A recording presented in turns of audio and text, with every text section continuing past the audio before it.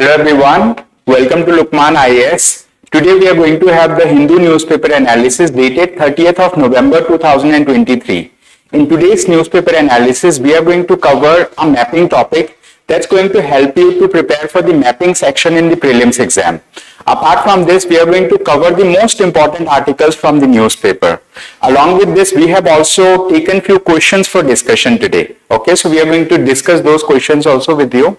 So let us see the list of articles that we are going to cover in today's newspaper analysis. So these are the list of articles, we are going to cover them in today's analysis. We have also listed their syllabus reference and the page number from the Hindu newspaper. So this is the first topic, which is a mapping topic. We are going to discuss about this topic. It says coal reserves in India, right? So through this mapping, we are going to understand about where are coal deposits located in India, from where we can extract coal in India, because coal is a very important reserve, right? It's a very important mineral, I would say. We use coal for multiple purposes, like we use coal in, let's say, coal-based power plants to generate power. Coal is also used for other purposes. So we need to understand where is coal located. If we have an understanding of the location of, let's say, such kind of reserves, it gives us an added advantage of solving questions in the UPSC Prelims exam related to mapping section. So now let us discuss about the coal reserves in India. Where are they located? So in this map,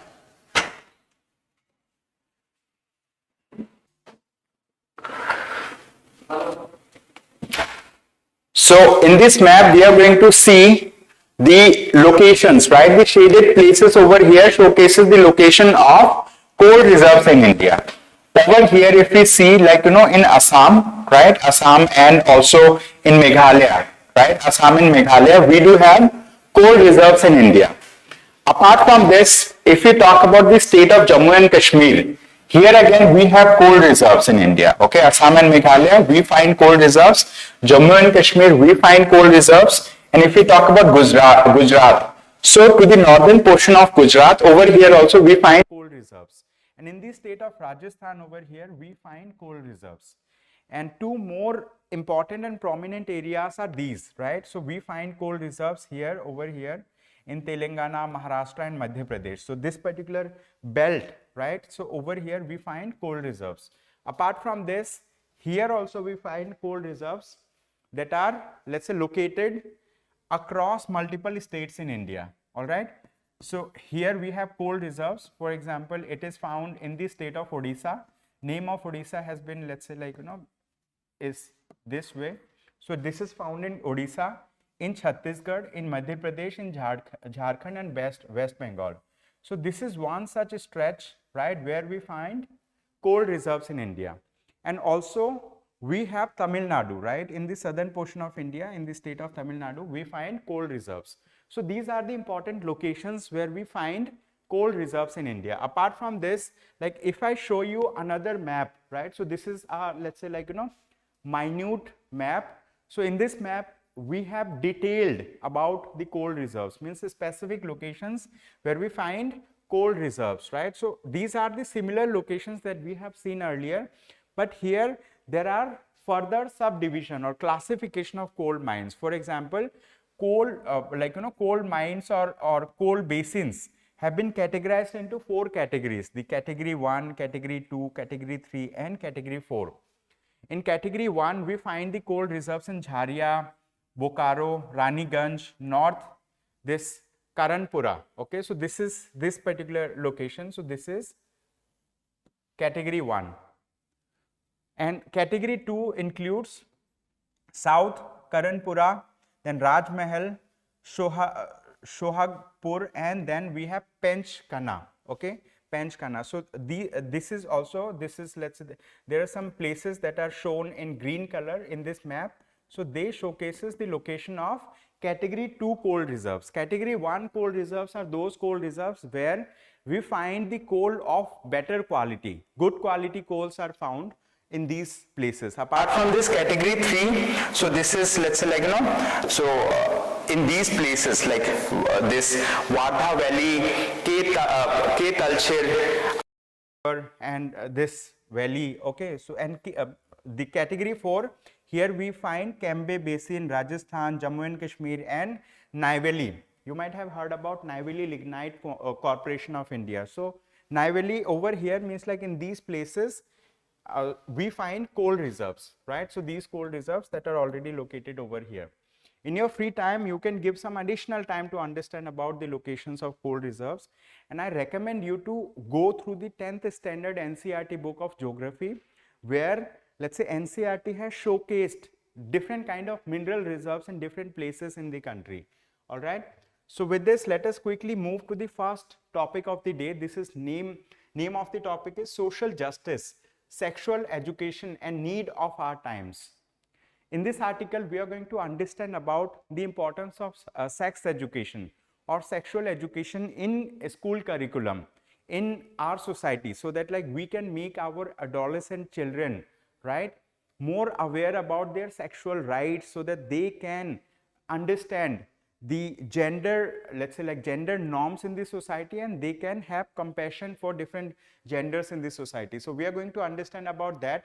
And also we are going to understand about why this is an important part in our society. Okay, so this is topic number 1.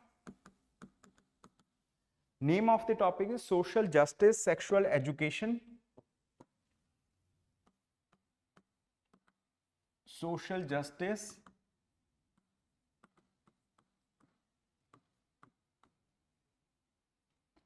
sexual education. Social justice, sexual education, the need of our times. The need of our times. So we are going to discuss about this particular topic. So here in this article, the author has talked about that Indian society is a very diverse society, right? Indian society is a very diverse society, right? It's a very diverse society. Since it is a very diverse society, so generally we see two type of thing in this society. One is the sexual orientation of the persons, and apart from this, we see caste categorization in this society. So the like in this society, so we find the caste based structures that are there, caste based structures. And second, like sexual orientation of the people. Second is sexual orientation of the people. These are the two important things, because like in Indian society, we find people from different caste. Within Hindus also, there are many, let's say, caste groups, right? Caste groups, sub-caste group. So the caste structures in society has originated long back in our history. And there was a Manusmriti. In that Manusmriti, so there they have classified the caste into 4 groups. One of the group was Brahmins. Then we had Kshatriyas. The third one was, let's say like, Vaishyas. And fourth one was Shudras. So the thing is, we find mention of caste groups in Manusmriti as well, right? Manusmriti.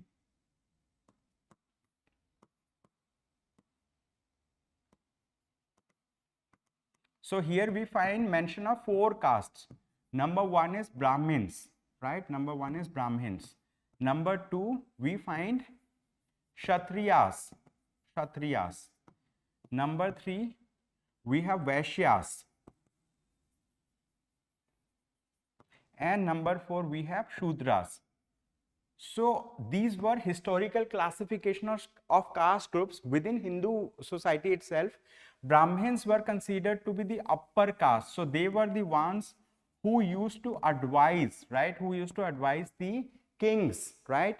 And Kshatriyas were those people who were warrior class people. Kshatriyas also included the kings, it included the ministers, it included the warrior class people who were part of the state machinery. Then Vaishyas were those people who were involved in merchant activities, who were doing trade activities.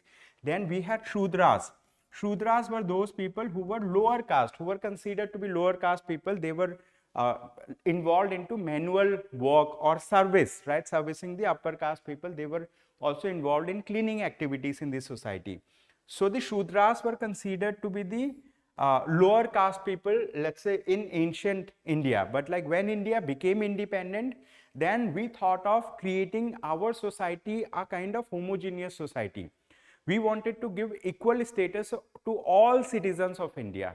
But there has been historical discrimination against the lower caste people in this society.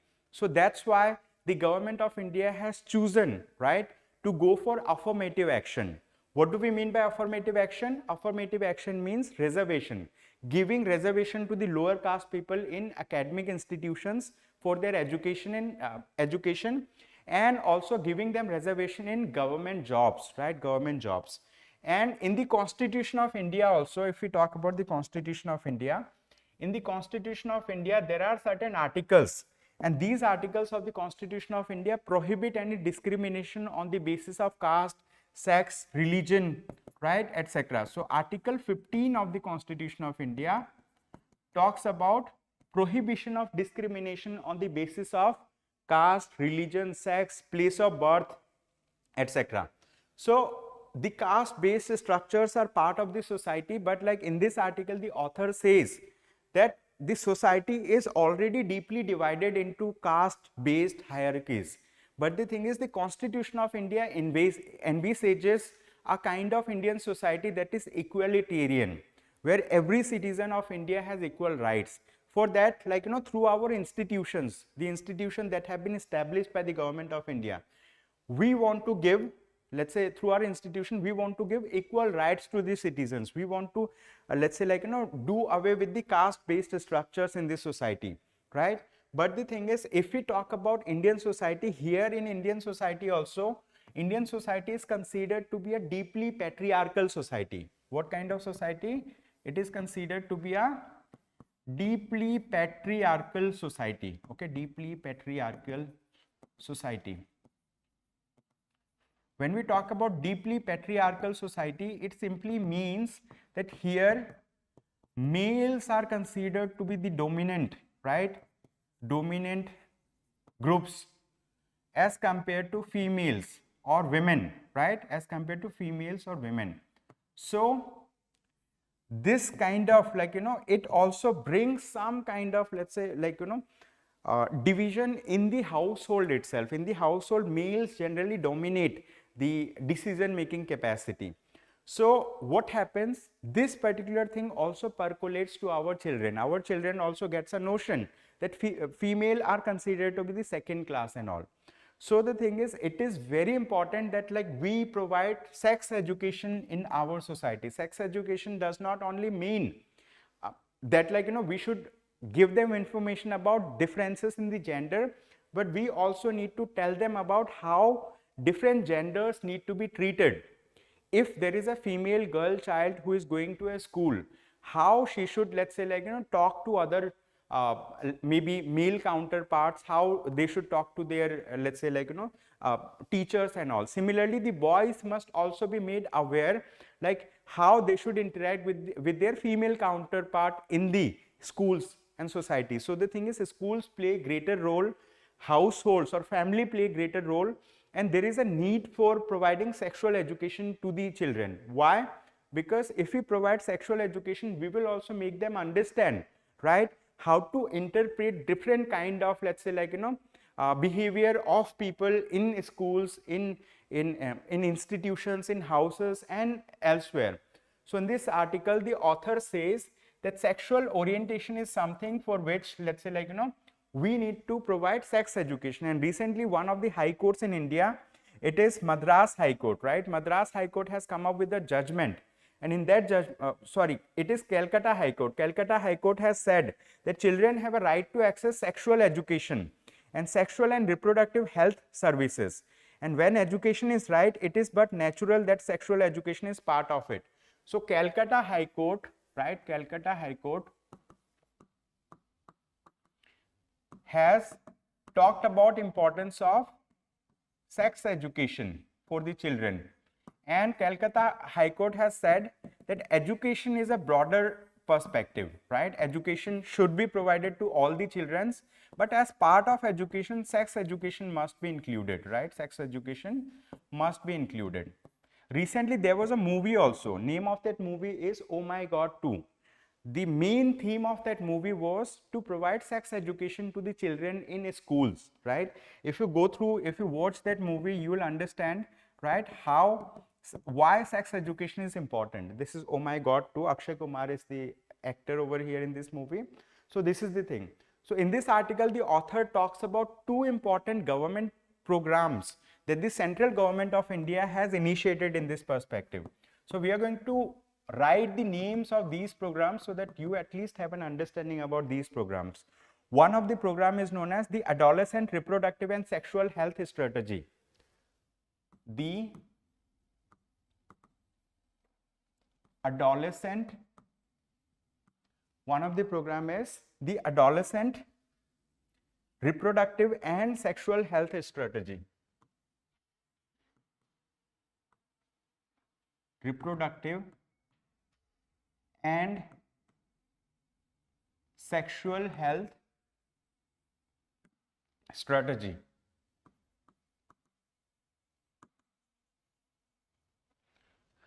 In short, it is known as ARSH.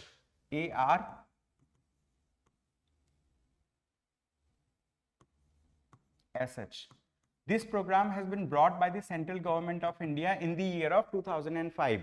Apart from this, we have another central government scheme. Name of that scheme is National Adolescent Health Program. Okay, it is known as National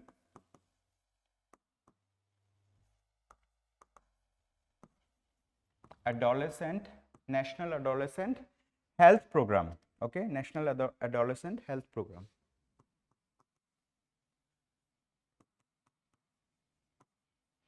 Health Program.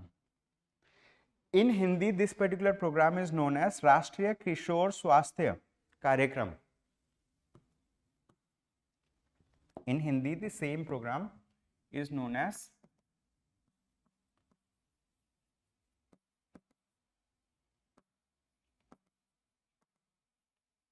Rashtriya Kishore, right? It is known as Rashtriya Kishore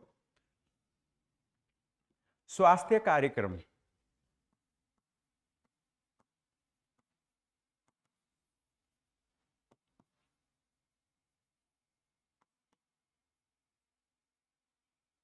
Rashtriya Kishore Swasthya Karyakram. RKSK. Okay, Rashtriya Kishore Swasthya Karyakram.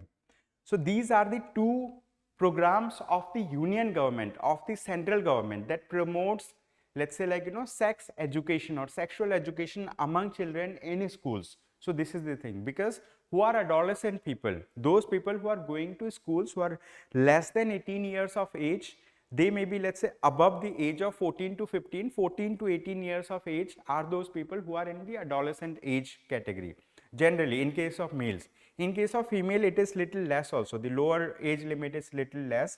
The moment they attain puberty, so they are considered to be, let's say, adolescents. That's the thing. And the government of Tamil Nadu has instituted a committee. It is known as Justice K. Chandru as chairperson, to recommend measures to remove discrimination based on caste and community in the schools and colleges.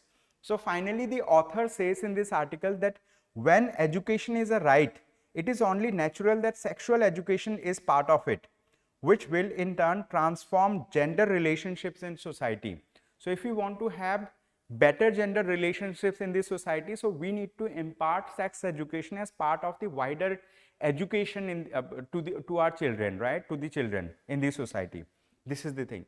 So with this, let us quickly move to another article. This is article number 2. This article is again important. It says women's political empowerment, more talk, less action, right? Women's political empowerment, more talk, less action. This is another article, very important article. This article can be related to social justice or Indian society, right? So we are going to talk in detail about this particular article. Name of the article is Women's Political Empowerment. Women's political empowerment, right? Women's political empowerment, more talk, less action. More talk, less action. Why the author says that, like, we are talking more, we are doing less? It is because of some of the important factors. So basically, before we go deep into the article, we need to understand about the women's political empowerment. Related to women's political empowerment, the government of India, right? The government of India has passed an act. Okay, the government of India has passed a law. This is known as the Women's Reservation Act or Women's Reservation Bill. Okay, they have passed Women's Reservation Bill, and this Women's Reservation Bill has become an act because it has received presidential assent in the year of 2023 itself. According to this Women's Reservation Act in India, right? So in the state, in the Lok Sabha, right, in the Lok Sabha and in state legislative assemblies, 33% of the seats, right, 33% of the seats will be reserved for whom? For women. So this act has been passed in India by the government of India. And this act is also known as the Constitution 106th Amendment Act 2023. It is also known as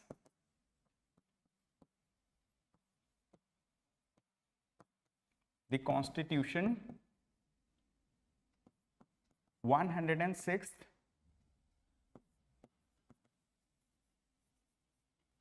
Amendment Act of 2023. Okay, I have written it in number, but in the act it is written in word format, 106th, like that. So this Constitution 106th Amendment Act, it gives reservation to women in the Lok Sabha, right, in the parliament. 33% of the seats will be reserved for women. And in the state legislative assemblies in India, in various states, there will be reservation for women, right? 33% of seats will be reserved for women. But the thing is, like, this act has been passed, we all know, but it seems that this is just a thing which is in paper, means it has not come in practice. Why? Because of the conditionalities that are associated, right? Because of the conditionalities, right? Conditionalities that are associated. What are the conditionalities that are associated? First of all, they want to conduct a census, right? They are waiting for the next census to conduct, right? Next census. And in this article, author says that the next census may be conducted in India after 2026. What do we mean by census?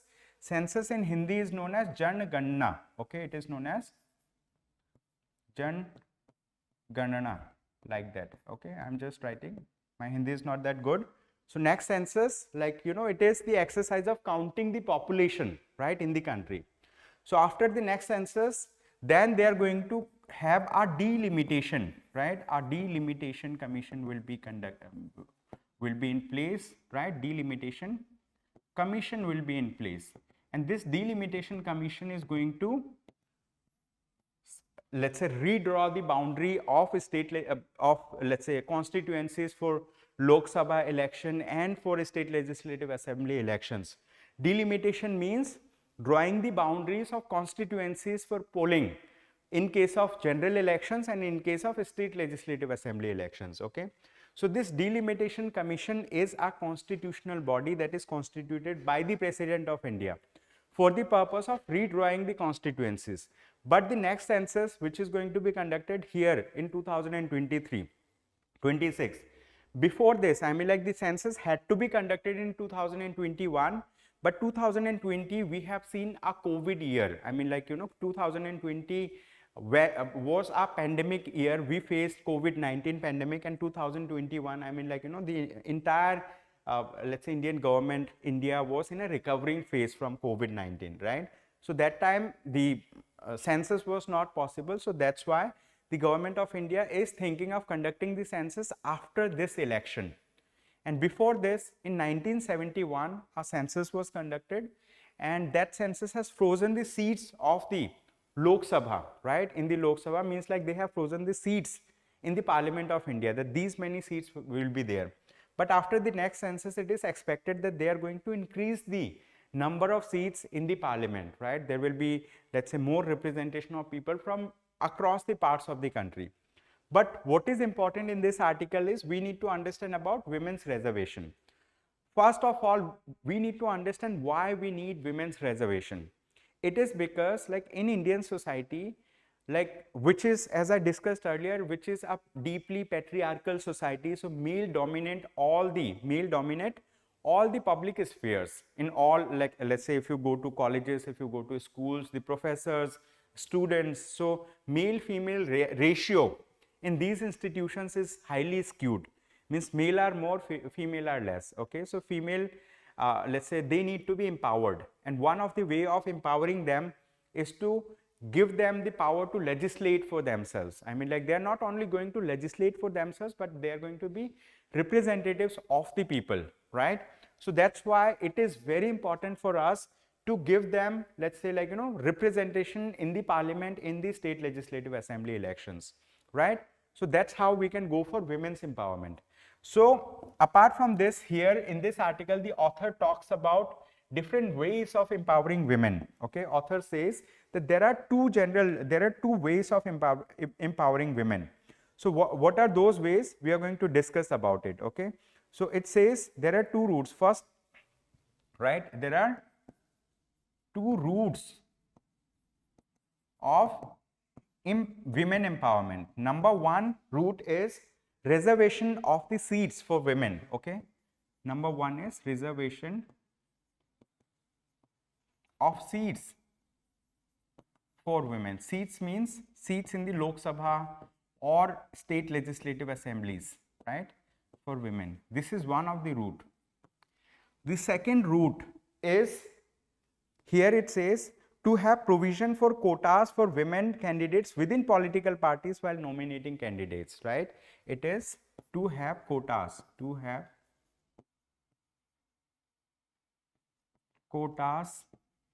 in political parties, within political parties. Okay, to have quotas within political parties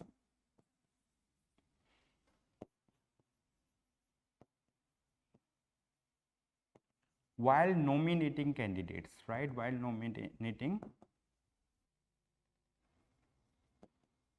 candidates. So if we talk about this women's reservation bill, this is the first type, means reservation of seats through a act, right? But there are countries in the world that have adopted, let's say, the first route. There are countries in the world that have adopted the second route. We are going to discuss about all of it. In this article, the author has given example of Nepal, Bangladesh, Pakistan. They have opted for legislative route. Okay, so they have opted for what? Legislative route. Which countries have adopted legislative route? Legislative route means making laws, means, like, the first part, making laws. So these are Nepal, Bangladesh, and Pakistan. Okay, these are the countries that have adopted the first route. And if we talk about in Nepal, right, Pakistan has given 17% reservation for women. Pakistan has given 17% reservation of women in the national parliament, right, in the National Assembly. And Bangladesh has reserved 50 out of 350 seats. Bangladesh, 50 out of 350 seats, right, in their, like, own parliament there. And in case of Nepal, they have reserved 33% seats for women. Okay, Nepal has reserved 33% seats for women in their, let's say, legislature. So this route has been adopted by these neighboring countries in India.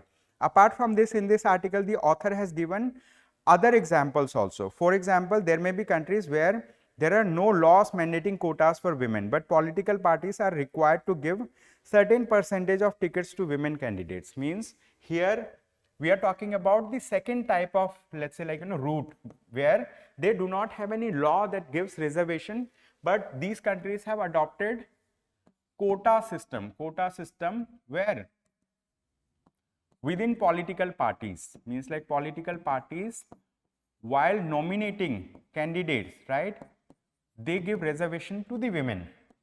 So what are the examples? Number one example is here, Australia, right? Australia. Number two, Australia has 38% of let's say women, right? 38% women within political parties they nominate. Canada 31%, okay? Canada has 31% of women. Number third is South Africa, okay? South Africa. South Africa, what it has 45%. Number fourth is Sweden, 46%, okay? Number fourth, Sweden. I'm just writing it in that format, it's not in chronological order of percentage. So Australia, in their political parties, they have a quota of 38% of women within the political parties. Canada 31%, South Africa 45%, and Sweden 46%. So these two models are available in the world. Which model are we following? We are following the first model here as of now. But the thing is, in India, different political parties have tried in the earlier also. Here they talk about that the upper house in March 2000 means like, you know, during the UPA government, right? So they have tried to reserve 33%, but like, you know, it got passed by one house only in the parliament, but it did not get passed by the other house because they did not have a majority. That's the thing. But in India, why it is giving a discouraging signal, although we have enacted a legislation, but because of the conditionalities associated with it, this thing is yet not implemented. So it is important that, like, you know, we give more importance to implementing. And here in this article, author talks about many political parties, right? Like they are national parties, state parties. Although there is an act, but the thing is, these parties, while nominating the candidates, they did not field sufficient women candidates in different states, right? So this is what they are saying. Finally, the author says fielding few women candidates in assembly elections, even after a law was enacted in this year, is a reflection of the lack of political commitment in ensuring greater women's empowerment. All right. So this is the thing. So with this, we are going to move to another article. This is the third article. It says a better model. What this article is all about? This article talks about the model code of conduct that is implemented by the Election Commission of India. Okay. So it says the model code of conduct that is implemented by the Election Commission of India. It is important to adhere to the norms of the model code of conduct. And many political parties have violated the model code of conduct norms across various states. So what is important, that these political parties should adhere to the principle of model code of conduct that are implemented by the Election Commission of India. In this article, the author says that it is also important for the Election Commission of India to be more vigilant, okay, in implementing the model code of conduct. And here in this article, they have given names of leaders of various political parties, right, whom the Election Commission of India has served notice, right, for violating some of the model code of conduct. For example, they have issued notice to the to Rahul Gandhi, Priyanka Gandhi, Aam Aadmi Party leader Arvind Kejriwal. They have, let's say, like, you know, they have the Election Commission of India has issued notice to K. Chandrasekhar Rao. So author says that Election Commission of India has issued notice to various political parties, their leaders, including the BJP also. So Himanta Biswa Sarma, who is the Chief Minister of the state of Assam, so he was also issued notice by the Election Commission of India because, like, you know, when he went to the Chhattisgarh for campaigning, so he raised some, like, you know, he has had some communal, like, you know, tones in his deliberation, like when he was interacting with the public. So that's why the Election Commission of India has noted this particular thing. But author says that Election Commission of India should act as the most impartial institution in India. It should not favor any political party, irrespective of the fact whether they are in power or they are not in power. Okay. So this is one thing. Apart from this, the author says that it is a very strong institution. So being a strong institution, they have to act strongly, because in a democracy, the most important thing is conducting the free and fair election, right? Free and fair election. So that is the thing. So we are not going deep into it, because like they have named many leaders of political parties. That's not a point of discussion. The point of discussion is model code of conduct. Okay, model code of conduct. So that's the thing. So as we all know, Election Commission of India is a constitutional body, and these political parties, I mean, like, there is a Representation of People's Act, right? And according to the Representation of People's Act, the political parties are, let's say, like, political parties are accountable, and the candidates are also held accountable for their acts of omission and commission, like that. So apart from this, we have another article. This is the next article of the day.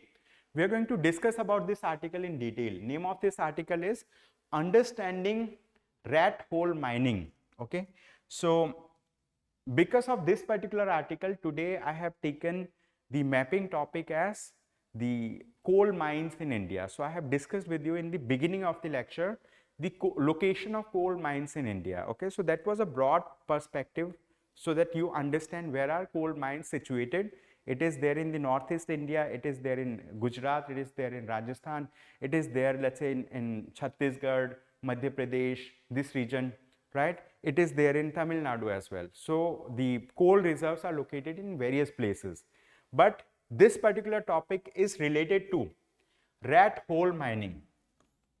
What do we mean by rat hole mining? We need to understand, and we also need to understand other types of mining. For example, here we can see an image. If this image is clear, so you can see, like, this is a kind of mountain. It's a kind of mountain.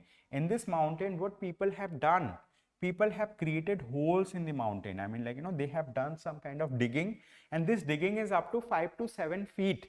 After digging for 5 to 7 feet, people go inside, and from there they take out coal, right, using some kind of tools with them. So they take out coal. So this kind of mining is known as rat hole mining. Means, like, within the mountain you are doing some kind of holes here, there and anywhere, wherever you feel that there is a possibility of presence of coal, right? So this is the thing.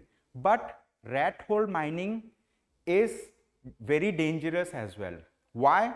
Because if people are involved in rat hole mining over here, let's say if this particular thing collapses from here, there are people who have gone inside, and this mine collapses over here, what will happen? The person who has gone inside, he is going to be killed, he will die.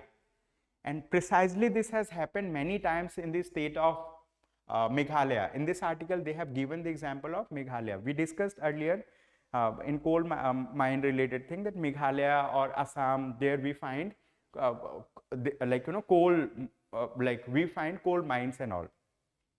So in the state of Meghalaya, there are many people who have died because they have preferred to go for rat hole mining. And the Guwahati High Court, the High Court which is located in Northeast India, so that High Court has banned, right, that High Court has given a ruling. It has banned the rat hole mining in the state of Meghalaya. But even after banning, the thing is, like, people still do rat hole mining there. And there is an NGT. NGT means National Green Tribunal. So National Green Tribunal is a tribunal. It has been established under NGT Act in the year of 2010. National Green Tribunal is mandated, right, to let's say make rules, right, to make rules related to environmental protection. So it is a quasi-judicial body. So what it does, it regulates this particular thing. So the orders that are passed by the National Green Tribunal are of the civil nature. I mean, like, it has a judicial, what we say, it has a judicial weightage as well. Okay. So National Green Tribunal has banned the rat hole mining in the state of Meghalaya. So this is one case that is discussed in this article. But apart from this, we also need to understand what are different types of mining. What are different types of mining that people go for? One kind of mining that we discussed is rat hole mining. So people generally, like, from the sides of the mountain, they dig for 5 to 7 feet. Okay, they dig for 5 to 7 feet, and after then they start extracting coal from here. And it is especially economical in the state of Meghalaya. Why? Because the coals that that are found over there, so they are not very deep seated, they are shallow coal beds. So that's why rat hole mining becomes economical for those people. Apart from this, the other kind of mining is known as open cast mining. What is the name of the other kind of mining? It is known as open cast mining. Okay, it is known as open cast mining. What is open cast mining? In case of open cast mining, what they do, let's say there is a mountain, right? There is a mountain. So they will generally, right, what they will do, they will dig this particular mountain from the top, So they will dig it to greater length. I mean, they will dig it to greater length, and after digging, so they will take out everything from here, and then they will send people, and those people will see where is the possibility of, let's say, presence of coal. Where is the possibility of the presence of coal? So if coal is located over here in this region, so from here they will start doing horizontal mining like that. So this is known as open cast mining. So generally people, like, open cast mining is more safer as compared to rat hole mining. So that's why rat hole mining has been banned by the NGT. And in this article they have discussed about the State Department of Mining and Geology. They have, I mean, like, how they have responded to the issues of death of people in the mining thing. So in this article they have discussed about, let's say, like, two types of mining also. One is side cutting type of mining, is usually done on hill slopes by following a coal stream. Dark brown or black banded coal deposits deposited within the layers of rock visible from outside. Okay, so this side cutting type of is done. And other thing is box cutting. Okay, other is known as box cutting. So these are different types of, let's say, rat hole mining, side cutting and box cutting. But apart from this, there is another kind of mining which is known as open cast mining. Okay, I hope this is visible. This is known as open cast mining. So with this, let us quickly move to another article. This article is a data point, means after reading this article we will come across few data, right? You can note down those data so that while you are writing a means answer, if it happens to relate to this topic, you can mention these statistics in your answer. That way it is important. Okay, so name of the topic is banks that funded coal plants need an escape plan. Okay, those banks that have funded coal plants, they need an escape plan. Now here we need to understand that in India, the power that we generate, right? So most of the power that we generate, right, for energy requirement, it is done through coal-based power plants. Apart from this, we also generate power using nuclear power plants.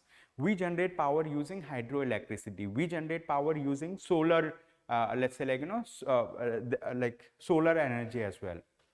But in the world, there is a growing demand of phasing out of coal-based power plants. Why? Because coal-based power plants reduce, means like emit greenhouse gas. Okay, greenhouse gas emission increases because of coal-based power plants. Okay, because of coal-based power plants. This is one part. Apart from this, it leads to increase in global warming. Okay, it leads to increase in global warming. Other than this, we need to understand that the Conference of Parties, COP28, to the United Nations Framework Convention on Climate Change is going to be held in Dubai.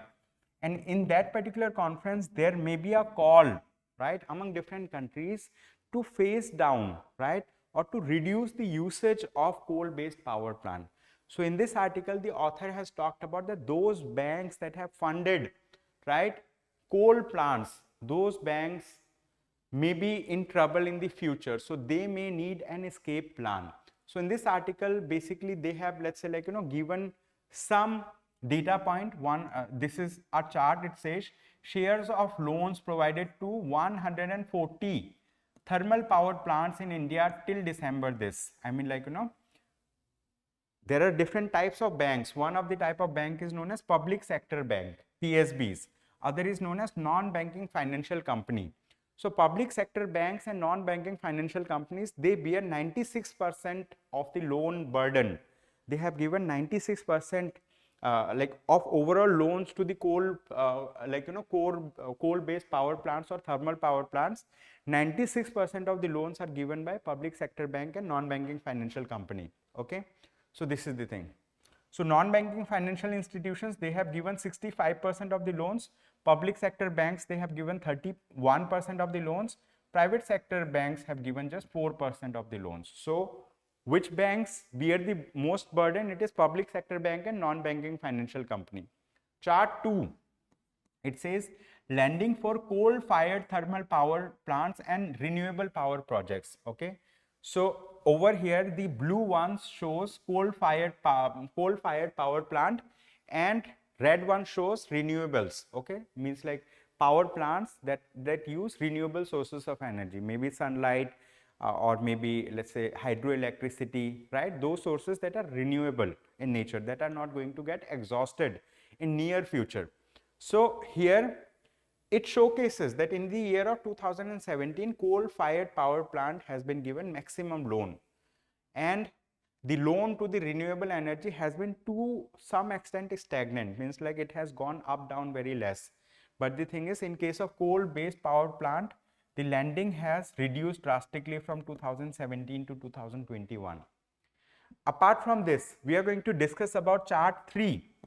It shows India's power generation capacity addition. Okay, India's power generation capacity addition using coal, hydroelectricity, biomass, wind, solar, etc. So this showcases, let's say, percentage of these things. Coal in 2015 it was around 20, right? 18 to 19. Hydro was around 2, like that. But in 2022, the coal, like the percentage of coal power plant has gone down. Okay, India's power generation through coal-based power plant has gone down. So the thing is, those banks that have lended to the coal-based power plants, they are in financial trouble. They are in financial distress. Now let us discuss about the map 4. It says the map shows non-performing assets as a share of total state coal power capacity in 2018. So it showcases the kind of stressed assets, means loans have been extended by the banks, but they are not receiving back the principal amount or the interest out of it from the customers, from the coal-based power plants. So maximum share is by Odisha and Chhattisgarh, more than 50%. Others are, let's say, like, if we talk about this dotted line, Jharkhand, right? Second highest. Less than 25% is those blue colored, and other not applicable, like that. Okay, so this is the thing. Now let us move to another article, very short article. Quickly we will discuss about this topic. It says unemployment rate in urban areas has come down. So this article is important. Why? Because this is related to Indian economy. When we discuss about economy, we discuss about the rate of employment and unemployment. So unemployment related data is released by an organization, right? It is known as National Sample Survey Office. In short, it is known as NSSO. NSSO releases a report which is known as Periodic Labor Force Survey. Okay, it is known as Periodic Labor Force Survey. This Periodic Labor Force Survey talks about employment and unemployment rate. It talks about employment and unemployment rate. Okay, so this is the thing. And as part of the Periodic Labor Force Survey, they calculate the labor force participation rate. Okay, labor force participation rate, LFPR. Okay, LFPR stands for labor force participation rate. So what do we mean by labor force participation rate?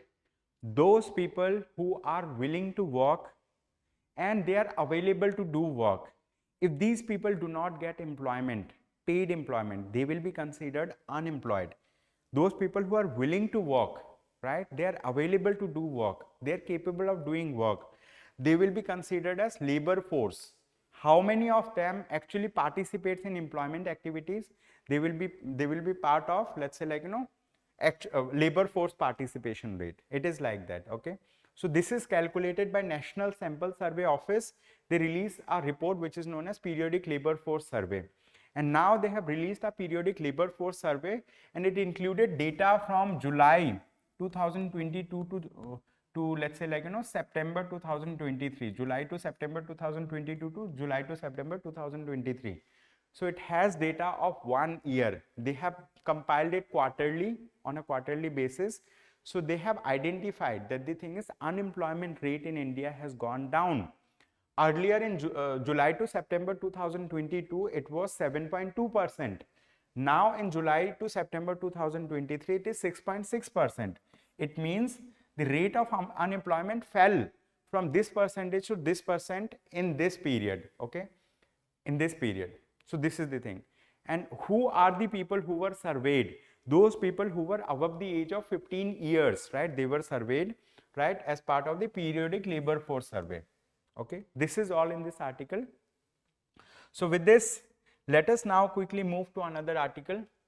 Okay, this article is again very important, short article. Here we are going to discuss about something which are known as self-help groups, right? SHG. Okay, self-help groups.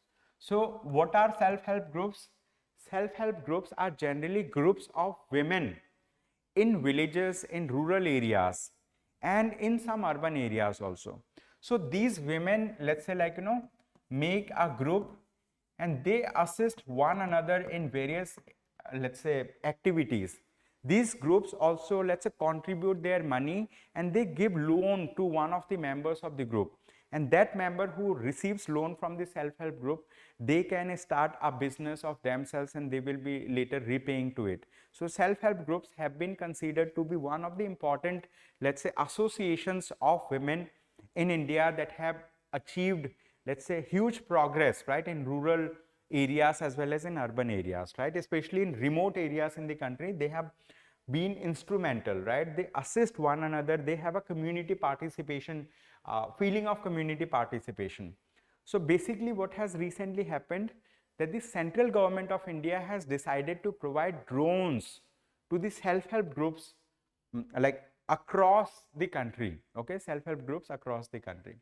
So recently the Prime Minister of India and the Union Minister of Information and Broadcasting, they recently told to the media that they are going to provide drones to the self-help groups. And how they are going to provide drones, what is the cost of one drone? So in this article they have mentioned one such drone cost about 10 lakh rupees, okay, it cost about 10 lakh rupees, and 80% of this particular amount will be borne by the central government, by the center, okay, means the self-help groups have to pay only 20%, okay. But over here, this particular thing, I mean, like, will not be given to all the women's. From every self-help group, they are going to identify one person to whom they are going to provide training how to operate the drone. And they will be identifying another person who will be considered as an assistant, right, who will be assisting the drone pilot. And those people who get training, right, so they will be provided 10-day training. This is known as drone pilot training. So they will be provided 10-day training for agricultural purposes of nutrient and pesticide application, okay. For nutrient and pesticide application, they will be providing drone training. And using these drones, people can spread nano fertilizers and pesticide in the agricultural fields, okay. So this is the thing. In this article they have mentioned this, and the pilot will get a honorary, let's say, honorarium of 15,000 rupees, and co-pilot will get about 10,000 rupees, like that, okay. And in this article, although they have not clearly mentioned like who is going to pay the 20% remaining, but 80% will be borne by the central government itself, the cost of the drones, okay. So this is the thing. So this article showcases the application of drones in agriculture.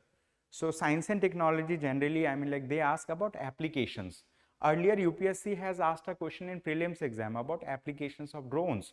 So this is one such application for spreading nano fertilizers and pesticides. Okay, so we have a question. We are going to go through this question quickly. It says, with reference to self-help groups, consider the following statements. They have given 3 statements. We need to identify how many of these statements are correct. The first statement says, self-help groups are small groups of poor people. Generally, this is right. Second, self-help groups gives small loans to its members from its common fund. This is also right. Size of a self-help group should not be more than 10. This is wrong. Generally, the size of self-help group is between 10 to 20 members. Okay, it is not totally restricted to this number. So that's why third statement is wrong. So only 2 of the above statements are right, first and second. All right, you can go through the detailed explanation also. We have, let's say, included the explanation. You can download this PDF from the description of the YouTube video, right? And you can learn from here. Then we have another short topic, quick topic we are going to discuss about this. It says Sri Lanka reaches deal with India, Paris Club on debt plan. Now let us discuss about this. Okay, I have just drawn a short map of India, and I'm going to draw a map of, let's say, Sri Lanka. Okay, so this is Sri Lanka.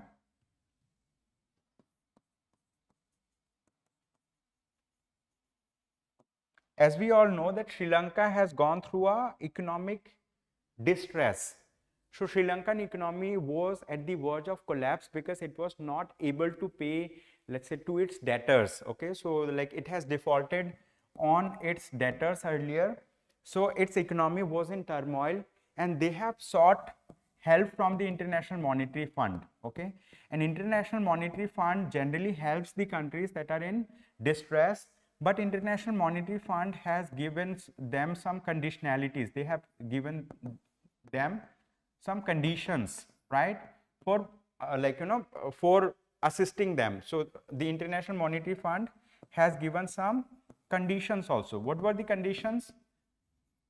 One of the so it has, let's say, initially given some amount of money to Sri Lanka, but at the same time Sri Lanka was asked that you need to talk with all your debtors, means like all your creditors, those people, those countries that have given you loan. You need to discuss with them how you are going to repay the loan. So once Sri Lanka actually does it, after then International Monetary Fund is going to release the second tranche of money. It's going to release the second tranche of money. So the money that is provided by International Monetary Fund, they are not in the form of grants. They are in the form of loans. Okay, but these loans are given with some kind of conditionality that you need to restructure your economy, right? Similarly, India has also gone through a balance of payment crisis, right? India has also faced balance of payment crisis. When? In 1991. And in so we have gone through a balance of payment crisis. At that point of time, Manmohan Singh was the finance minister. Manmohan Singh has approached the International Monetary Fund, IMF, and IMF has given conditionalities to India, and India has reformed its economic structure. These reforms are known as LPG reforms. Okay, these reforms are known as LPG reforms. L stands for liberalization, P stands for privatization, G stands for globalization. So we have gone for liberalization, privatization and globalization reforms at that point of time. Okay. Similarly, now Sri Lanka is going through a kind of balance of payment crisis, right? It is going through a debt crisis. So Sri Lankan government, let's say, because of International Monetary Fund, Sri Lankan government is in talks with OCC. What is OCC? OCC stands for Official Creditor Committee. So who are part of Official Creditor Committee? All those countries that have given, let's say, lended money to Sri Lanka. This includes India, it includes Japan, and it includes Paris Club, and this Paris Club is led by France. So Sri Lanka has talked to India, Sri Lanka has talked to Japan, Sri Lanka has talked to France, and they have agreed to the kind of debt repayment plan that Sri Lanka has shared. So in this article, they have mentioned that And since Sri Lanka is a neighborhood country, so India is always there to assist Sri Lanka. The Finance Minister of India has recently visited Sri Lanka to extend the kind of support to Sri Lanka. Although like that was a, let's say, visit related to Buddhist tourism, but like she has assured that like India is there to assist whenever Sri Lanka is in crisis, because with Sri Lanka, India shares historical ties, right? We share cultural ties with that country. We do have people to people contact, okay? So we have civilizational ties with Sri Lanka. And from India, let's say like, one of the King Ashoka, he has sent his daughter Sangamitra, he has sent his daughter and son to Sri Lanka to plant the first generation sapling of Bodhi tree. In Sri Lanka, I mean, most of the people follow Buddhism, all right? So this is the thing. So with this, let us now quickly move to solve a question. So this question says, consider the following statements. Basically, this statement is related to this topic, not in the sense what is there in the topic, but in the sense where is Sri Lanka located, where is India located. So it's a kind of geography based question, okay? So it says, Park Strait is bounded on the south by Pamban Island, India. Adams or Ram's Bridge, a chain of shoals, the Gulf of Mannar, the Mannar Island, Sri Lanka, okay? So this is first statement. Second statement, the southwestern portion of the strait is also called as Parkway. Both these statements are correct. I will showcase this thing through a map, okay? Both these statements are correct. Correct answer is option C, okay? So to understand this, you need to understand little bit of map of India and Sri Lanka. Here we have given explanation to it, but let us see the map of India. This is the map of India, and this is where we have Sri Lanka. And if we talk about Park Strait, what is Park Strait or Parkway? So this is Park Strait, okay, a narrow channel of water that connects two water bodies or that separates two land masses, okay? It is known as Park Strait, right? Park Strait is located over here. And apart from this, I have another map through which, let's say, I'm going to showcase the other regions also. This is Sri Lanka, this is Mannar Island, this is known as Gulf of Mannar, this particular region, this is known as Gulf of Mannar, okay, it is known as Gulf of Mannar. Gulf of Mannar is a kind of UNESCO World Heritage Site as well, and so here we find a species which is known as dugong. It's also known as sea cow. It's a herbivorous species which is found right in the waters. So it is, let's say, one of the region. Apart from this, this is, let's say, like, here this is Pamban Island. You can see Dhanushkodi, Rameshwaram. This is Adams Bridge, which is also known as Ram Setu. Then this is Mannar Island, okay, Thalai Mannar, Parkway, right? So these locations are given over here. You can just give little more emphasis to understand these places. Also, you can take the help of Google Earth to locate these locations. All right. So that's all from my side for the day. Thank you so much everyone for attending today's session. I hope you have a good day ahead. Thank you.